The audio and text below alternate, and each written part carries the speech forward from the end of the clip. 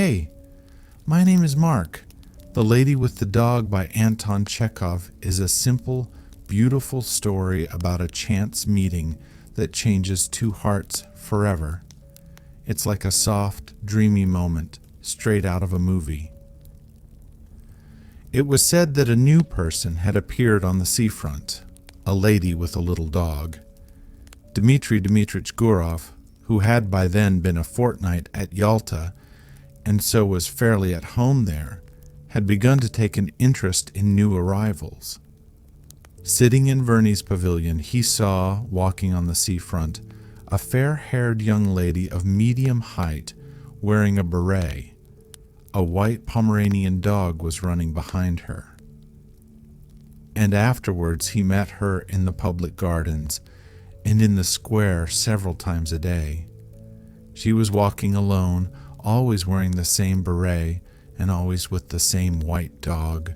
No one knew who she was, and everyone called her simply the Lady with the Dog. If she is here alone without a husband or friends, it wouldn't be amiss to make her acquaintance, Gurov reflected. He was under 40, but he had a daughter already 12 years old and 2 sons at school. He had been married young when he was a student in his 2nd year, and by now his wife seemed half as old again as he. She was a tall, erect woman with dark eyebrows, staid and dignified, and, as she said of herself, intellectual. She read a great deal, used phonetic spelling, called her husband, not Dmitri, but Dmitri, and he secretly considered her unintelligent, narrow, inelegant, was afraid of her, and did not like to be at home. He had begun being unfaithful to her long ago, had been unfaithful to her often, and probably on that account almost always spoke ill of women, and when they were talked about in his presence, used to call them the lower race. It seemed to him that he had been so schooled by bitter experience that he might call them what he liked, and yet he could not get on for 2 days together without the lower race. In the society of men he was bored and not himself. With them he was cold and uncommunicative. But when he was in the company of women, he felt free and knew what to say to them and how to behave, and he was at ease with them even when he was silent. In his appearance, in his character, in his whole nature, there was something attractive and elusive which allured women and disposed them in his favor. He knew that, and some force seemed to draw him too to them. Experience often repeated, truly bitter experience, had taught him long ago that with decent people, especially Moscow people, always slow to move and irresolute, every intimacy, which at first so agreeably diversifies life and appears a light and charming adventure, inevitably grows into a regular problem of extreme intricacy, and in the long run the situation becomes unbearable. But at every fresh meeting with an interesting woman, this experience seemed to slip out of his memory, and he was eager for life, and everything seemed simple and amusing. One evening he was dining in the gardens, and the lady in the beret came up slowly to take the next table. Her expression, her gait, her dress, and the way she did her hair told him that she was a lady, that she was married, that she was in Yalta for the first time and alone, and that she was dull there. The stories told of the immorality in such places as Yalta are to a great extent untrue. He despised them and knew that such stories were for the most part made up by persons who would themselves have been glad to sin if they had been able. But when the lady sat down at the next table 3 paces from him, he remembered these tales of easy conquests, of trips to the mountains, and the tempting thought of a swift, fleeting love affair, a romance with an unknown woman whose name he did not know, suddenly took possession of him. He beckoned coaxingly to the Pomeranian, and when the dog came up to him, he shook his finger at it. The Pomeranian growled. Gurov shook his finger at it again. The lady looked at him and at once dropped her eyes. "He doesn't bite," she said, and blushed. "May I give him a bone?" he asked, and when she nodded, he asked courteously, "Have you been long in Yalta?" 5 days. "And I have already dragged out a fortnight here." There was a brief silence. "Time goes fast, and yet it is so dull here," she said, not looking at him. "That's only the fashion to say it is dull here. A provincial will live in Belyov or Zidra and not be dull, and when he comes here it's, oh the dullness, oh the dust. One would think he came from Grenada." She laughed. Then both continued eating in silence, like strangers. But after dinner they walked side by side, and there sprang up between them the light, jesting conversation of people who are free and satisfied, to whom it does not matter where they go or what they talk about. They walked and talked of the strange light on the sea.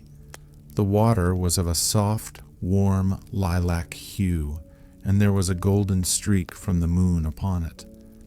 They talked of how sultry it was after a hot day. Gurov told her that he came from Moscow, that he had taken his degree in arts, but had a post in a bank, that he had trained as an opera singer, but had given it up, that he owned 2 houses in Moscow.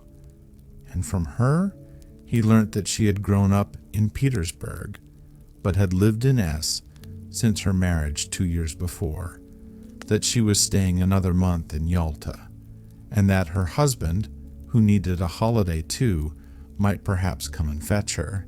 She was not sure whether her husband had a post in a crown department or under the provincial council, and was amused by her own ignorance. And Gurov learnt too that she was called Anna Sergeyevna. Afterwards he thought about her in his room at the hotel, thought she would certainly meet him next day. It would be sure to happen. As he got into bed, he thought how lately she had been a girl at school, doing lessons like his own daughter.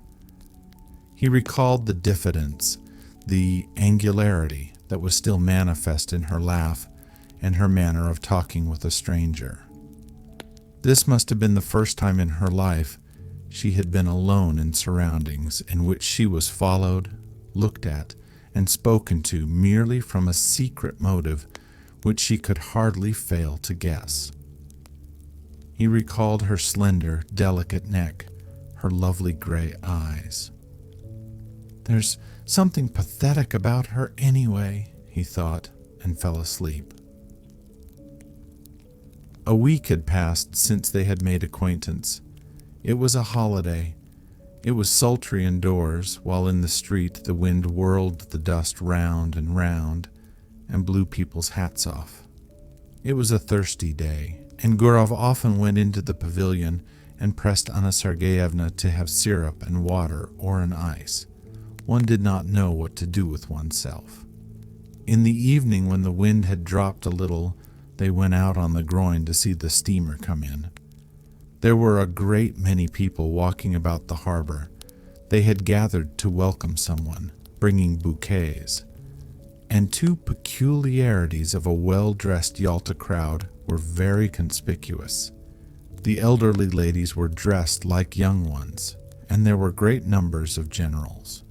Owing to the roughness of the sea, the steamer arrived late, after the sun had set, and it was a long time turning about before it reached the groyne. Anna Sergeyevna looked through her lorgnette at the steamer and the passengers as though looking for acquaintances, and when she turned to Gurov, her eyes were shining. She talked a great deal and asked disconnected questions. forgetting next moment what she had asked. Then she dropped her lorgnette in the crush. The festive crowd began to disperse. It was too dark to see people's faces. The wind had completely dropped, but Gurov and Anna Sergeyevna still stood as though waiting to see someone else come from the steamer. Anna Sergeyevna was silent now and sniffed the flowers without looking at Gurov. "The weather is better this evening," he said. "Where shall we go now? Shall we drive somewhere?" She made no answer. "Maud." Then he looked at her intently and all at once put his arm around her and kissed her on the lips and breathed in the moisture and the fragrance of the flowers. And he immediately looked round him, anxiously wondering whether anyone had seen them. "Let us go to your hotel," he said softly, and both walked quickly. The room was close and smelt of the scent she had bought at the Japanese shop. Gurov looked at her and thought, what different people one meets in the world. From the past he preserved memories of careless, good-natured women who loved cheerfully and were grateful to him for the happiness he gave them, however brief it might be, and of women like his wife who loved without any genuine feeling, with superfluous phrases, affectedly, hysterically, with an expression that suggested that it was not love nor passion, but something more significant. And of 2 or 3 others, very beautiful cold women, on whose faces he had caught a glimpse of a rapacious expression, an obstinate desire to snatch from life more than it could give, and these were capricious, unreflecting, domineering, unintelligent women, not in their first youth. And when Gurov grew cold to them, their beauty excited his hatred, and the lace on their linen seemed to him like scales. But in this case there was still the diffidence, the angularity of inexperienced youth, an awkward feeling, and there was a sense of consternation, as though someone had suddenly knocked at the door. The attitude of Anna Sergeyevna, the lady with the dog, to what had happened was somehow peculiar, very grave, as though it were her fall, so it seemed, and it was strange and inappropriate. Her face dropped and faded, and on both sides of it her long hair hung down mournfully. She mused in a dejected attitude, like the woman who was a sinner in an old-fashioned picture. "It's wrong," she said. "You will be the first to despise me now." There was a watermelon on the table. Gurov cut himself a slice and began eating it without haste. There followed at least half an hour of silence. Anna Sergeyevna was touching. There was about her the purity of a good simple woman who had seen little of life. The solitary candle burning on the table threw a faint light on her face, yet it was clear that she was very unhappy. "How could I despise you?" asked Gurov. "You don't know what you are saying." "God forgive me," she said, and her eyes filled with tears. "It's awful." "You seem to feel you need to be forgiven." "Forgiven? No. I am a bad, low woman. I despise myself and don't attempt to justify myself. It's not my husband, but myself I have deceived. And not only just now, I have been deceiving myself for a long time. My husband may be a good, honest man, but he is a flunky. I don't know what he does there, what his work is, but I know he is a flunky. I was 20 when I was married to him. I have been tormented by curiosity. I wanted something better. There must be a different sort of life, I said to myself. I wanted to live, to live, to live. I was fired by curiosity. You don't understand it, but I swear to God I could not control myself. Something happened to me. I could not be restrained. I told my husband I was ill and came here. And here I have been walking about as though I were dazed, like a mad creature. And now I have become a vulgar, contemptible woman whom anyone may despise. Gurov felt bored already, listening to her. He was irritated by the naive tone, by this remorse, so unexpected and inopportune. But for the tears in her eyes, he might have thought she was jesting or playing a part. "I don't understand," he said softly. "What is it you want?" She hid her face on his breast and pressed close to him. believe me, I beseech you," she said. "I love a pure, honest life, and sin is loathsome to me. I don't know what I am doing. Simple people say, the evil one has beguiled me, and I may say of myself now that the evil one has beguiled me." "Hush, hush," he muttered. He looked at her fixed, scared eyes, kissed her, talked softly and affectionately, and by degrees she was comforted, and her gaiety returned. They both began laughing. Afterwards, when they went out, there was not a soul on the seafront.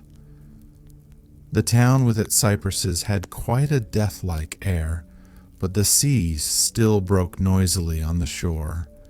A single barge was rocking on the waves, and a lantern was blinking sleepily on it. They found a cab and drove to Oryanda. "I found out your surname in the hall just now. It was written on the board, von Diederitz," said Gurov. "Is your husband a German?" No. I believe his grandfather was a German, but he is an Orthodox Russian himself."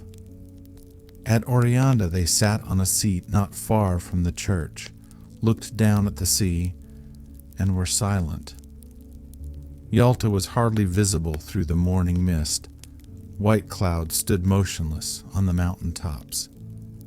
The leaves did not stir on the trees, grasshoppers chirruped, and the monotonous hollow sound of the sea rising up from below spoke of the peace, of the eternal sleep awaiting us. So it must have sounded when there was no Yalta, no Oryanda here. So it sounds now, and it will sound as indifferently and monotonously when we are all no more. And in this constancy, in this complete indifference to the life and death of each of us, there lies hid, perhaps, a pledge of our eternal salvation, of the unceasing movement of life upon earth, of unceasing progress towards perfection.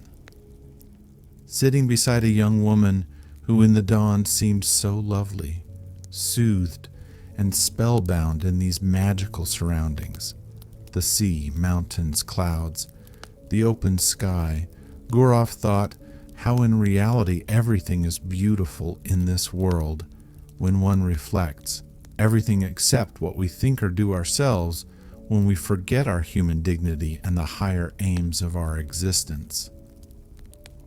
A man walked up to them, probably a keeper, looked at them and walked away, and this detail seemed mysterious and beautiful too.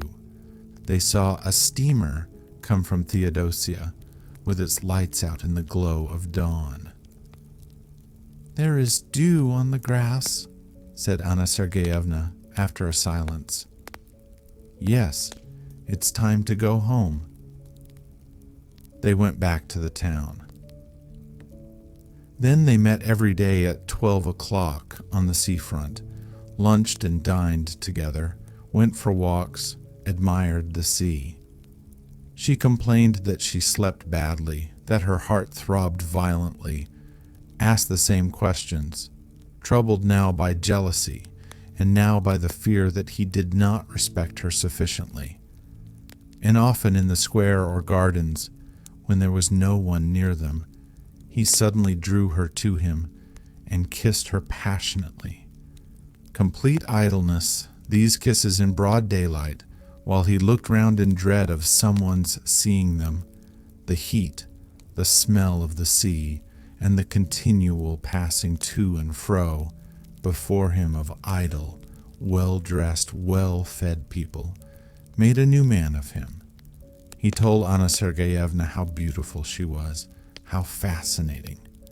He was impatiently passionate. He would not move a step away from her, while she was often pensive, and continually urged him to confess that he did not respect her, did not love her in the least, and thought of her as nothing but a common woman.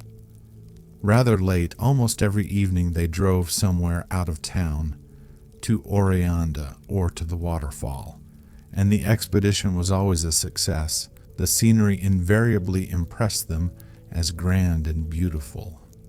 They were expecting her husband to come, but a letter came from him saying that there was something wrong with his eyes, and he entreated his wife to come home as quickly as possible. Anna Sergeyevna made haste to go. "It's a good thing I am going away," she said to Gurov. "It's the finger of destiny." She went by coach, and he went with her. They were driving the whole day. When she had got into a compartment of the express, and when the second bell had rung, she said, "Let me look at you once more. Look at you once again. That's right." She did not shed tears, but was so sad that she seemed ill, and her face was quivering. "I shall remember you, think of you," she said. "God be with you. Be happy. Don't remember evil against me. We are parting forever. It must be so, for we ought never to have met. Well, God be with you." The train moved off rapidly. Its lights soon vanished from sight, and a minute later there was no sound of it, as though everything had conspired together to end as quickly as possible that sweet delirium, that madness. Left alone on the platform and gazing into the dark distance, Gurov listened to the chirrup of the grasshoppers and the hum of the telegraph wires, feeling as though he had only just waked up. And he thought, musing, that there had been another episode or adventure in his life, and it, too, was at an end, and nothing was left of it but a memory. He was moved, sad, and conscious of a slight remorse. This young woman, whom he would never meet again, had not been happy with him. He was genuinely warm and affectionate with her, but yet in his manner, his tone, and his caresses, there had been a shade of light irony, the coarse condescension of a happy man who was, besides, almost twice her age. All the time she had called him kind, exceptional, lofty. Obviously he had seemed to her different from what he really was, so he had unintentionally deceived her. Here at the station was already a scent of autumn. It was a cold evening. "It's time for me to go north," thought Gurov as he left the platform. High time. At home in Moscow, everything was in its winter routine. The stoves were heated, and in the morning it was still dark when the children were having breakfast and getting ready for school, and the nurse would light the lamp for a short time. The frosts had begun already.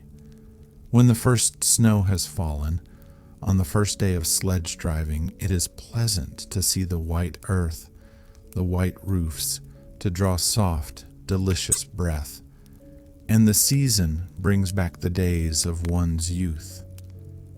The old limes and birches, white with hoarfrost, have a good-natured expression. They are nearer to one's heart than cypresses and palms, and near them one doesn't want to be thinking of the sea and the mountains. Gurov was Moscow born. He arrived in Moscow on a fine, frosty day, and when he put on his fur coat and warm gloves and walked along Petrovka, and when on Saturday evening he heard the ringing of the bells, his recent trip, and the places he had seen lost all charm for him. Little by little, he became absorbed in Moscow life, greedily read 3 newspapers a day, and declared he did not read the Moscow papers on principle. He already felt a longing to go to restaurants, clubs, dinner parties, anniversary celebrations, and he felt flattered at entertaining distinguished lawyers and artists, and at playing cards with a professor at the doctor's club. He could already eat a whole plateful of saltfish and cabbage. In another month, he fancied, the image of Anna Sergeyevna would be shrouded in a mist in his memory, and only from time to time would visit him in his dreams with a touching smile, as others did. But more than a month passed, real winter had come, and everything was still clear in his memory, as though he had parted with Anna Sergeyevna only the day before. And his memories glowed more and more vividly. When, in the evening stillness, he heard from his study the voices of his children preparing their lessons, or when he listened to a song or the organ at the restaurant, or the storm howled in the chimney, suddenly everything would rise up in his memory. What had happened on the groin, and the early morning with the mist on the mountains, and the steamer coming from Theodosia, and the kisses. He would pace a long time about his room, remembering it all and smiling. Then his memories passed into dreams, and in his fancy the past was mingled with what was to come. Anna Sergeyevna did not visit him in dreams, but followed him about everywhere like a shadow and haunted him. When he shut his eyes, he saw her as though she were living before him, and she seemed to him lovelier, younger, tenderer than she was, and he imagined himself finer than he had been in Yalta. In the evenings she peeped out at him from the bookcase, from the fireplace, from the corner. He heard her breathing, the caressing rustle of her dress. In the street he watched the women looking for someone like her. He was tormented by an intense desire to confide his memories to someone. But in his home it was impossible to talk of his love, and he had no one outside. He could not talk to his tenants, nor to anyone at the bank. And what had he to talk of? Had he been in love then? Had there been anything beautiful, poetical, or edifying, or simply interesting in his relations with Anna Sergeyevna? And there was nothing for him but to talk vaguely of love, of woman, and no one guessed what it meant. Only his wife twitched her black eyebrows and said, "The part of a lady killer does not suit you at all, Dmitri." One evening, coming out of the doctor's club with an official with whom he had been playing cards, he could not resist saying, "If only you knew what a fascinating woman I made the acquaintance of in Yalta, Antaos." The official got into his sledge and was driving away, but turned suddenly and shouted, "Dmitri Dmitrich!" "What?" "You were right this evening. The sturgeon was a bit too strong." These words, so ordinary, for some reason moved Gurov to indignation and struck him as degrading and unclean. What savage manners, what people, what senseless nights, what uninteresting, uneventful days, the rage for card playing, the gluttony, the drunkenness, the continual talk always about the same thing. Useless pursuits and conversations always about the same things absorb the better part of one's time, the better part of one's strength, and in the end there is left a life groveling and curtailed, worthless and trivial, and there is no escaping or getting away from it, just as though one were in a madhouse or a prison. Gurov did not sleep all night and was filled with indignation, and he had a headache all next day. And the next night he slept badly. He sat up in bed, thinking, or paced up and down his room. He was sick of his children, sick of the bank. He had no desire to go anywhere or to talk of anything. In the holidays in December, he prepared for a journey and told his wife he was going to Petersburg to do something in the interests of a young friend, and he set off for S. Temberk-Demusant. What for? He did not very well know himself. He wanted to see Anna Sergeyevna and to talk with her, to arrange a meeting, if possible. He reached Assay in the morning and took the best room at the hotel, in which the floor was covered with gray army cloth, and on the table was an inkstand, gray with dust, and adorned with a figure on horseback, with its hat in its hand and its head broken off. The hotel porter gave him the necessary information. Von Diederitz lived in a house of his own in Old Goncharny Street. It was not far from the hotel. He was rich and lived in good style and had his own horses. Everyone in the town knew him. The porter pronounced the name Diederitz. Gurov went without haste to Old Goncharny Street and found the house. Just opposite the house stretched a long gray fence adorned with nails. One would run away from a fence like that, thought Gurov, looking from the fence to the windows of the house and back again. He considered, today was a holiday, and the husband would probably be at home, and in any case it would be tactless to go into the house and upset her. If he were to send her a note, it might fall into her husband's hands, and then it might ruin everything. The best thing was to trust to chance, and he kept walking up and down the street by the fence, waiting for the chance. He saw a beggar go in at the gate, and dogs fly at him. Then an hour later he heard a piano, and the sounds were faint and indistinct. Probably it was Anna Sergeyevna playing. The front door suddenly opened, and an old woman came out, followed by the familiar white Pomeranian. Gurov was on the point of calling to the dog, but his heart began beating violently, and in his excitement he could not remember the dog's name.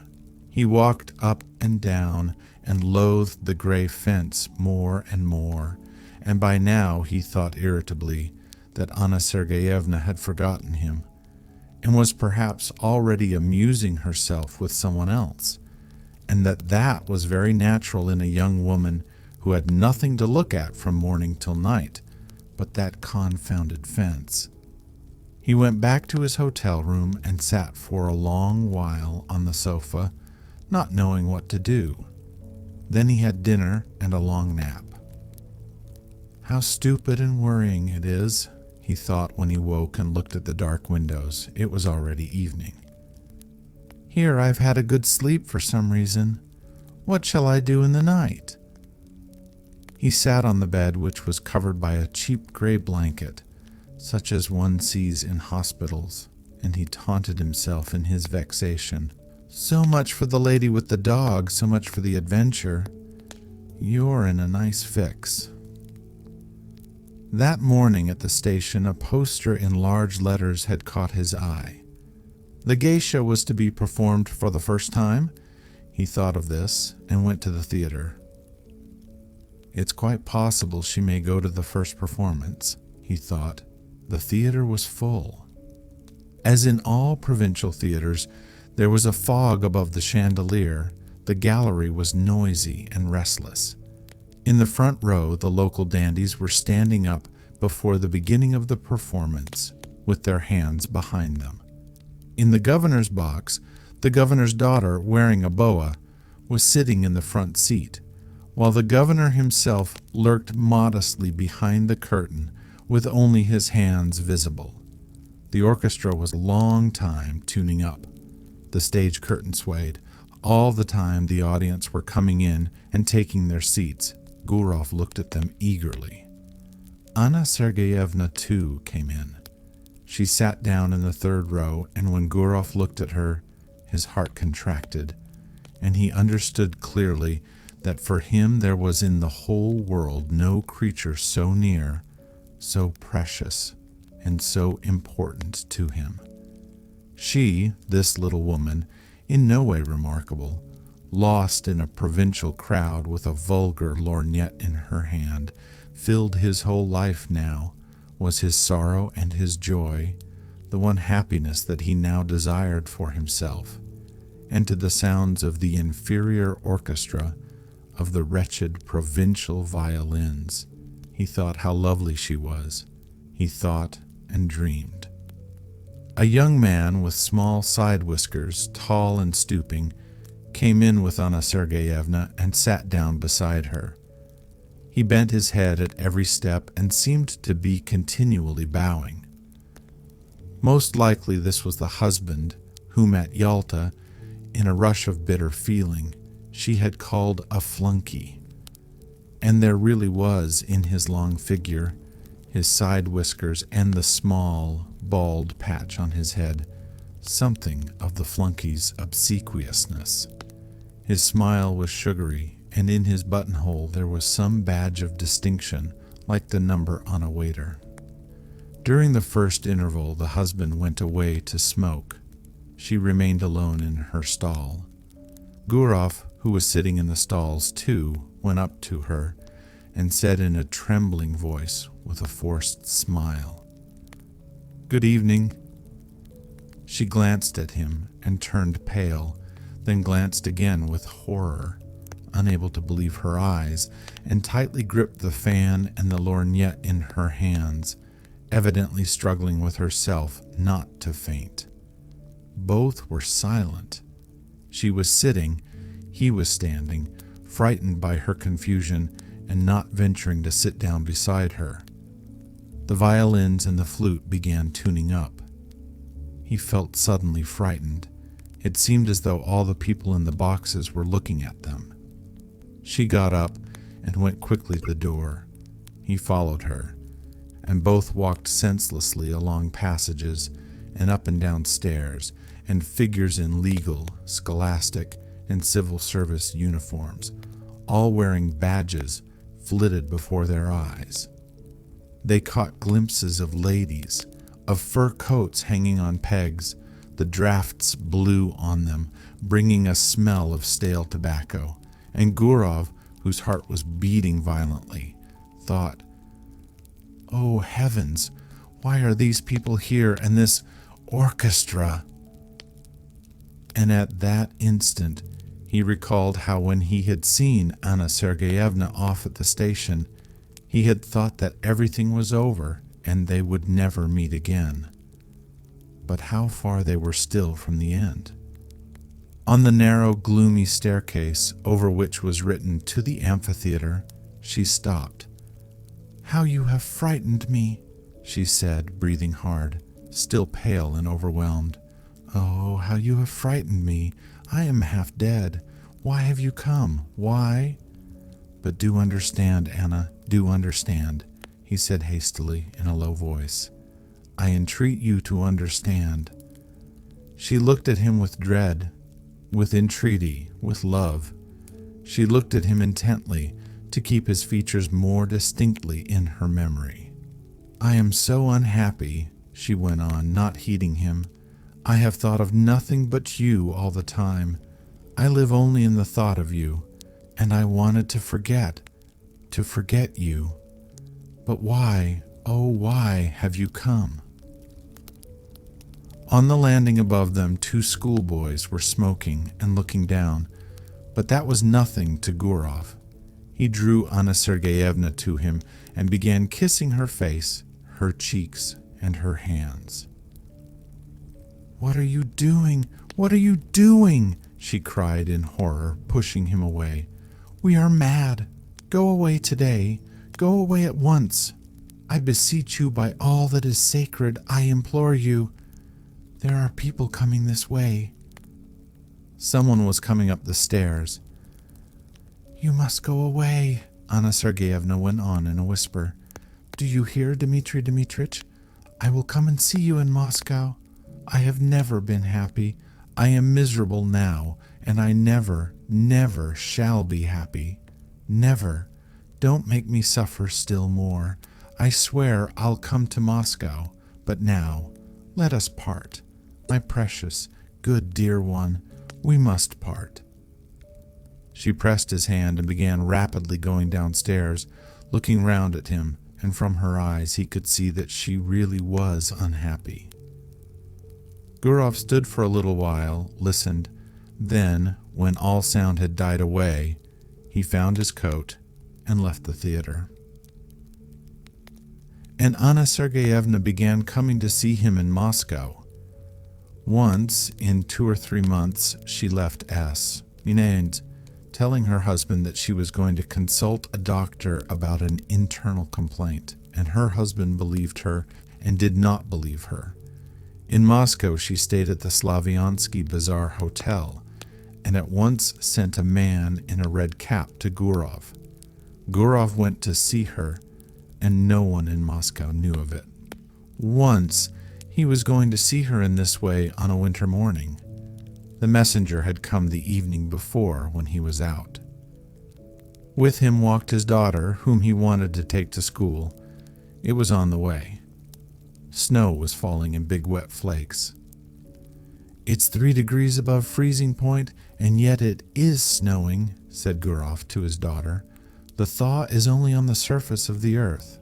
There is quite a different temperature at a greater height in the atmosphere."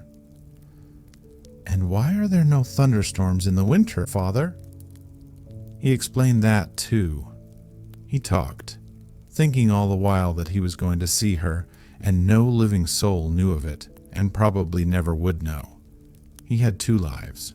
One, open, seen and known by all who cared to know, full of relative truth and of relative falsehood, exactly like the lives of his friends and acquaintances.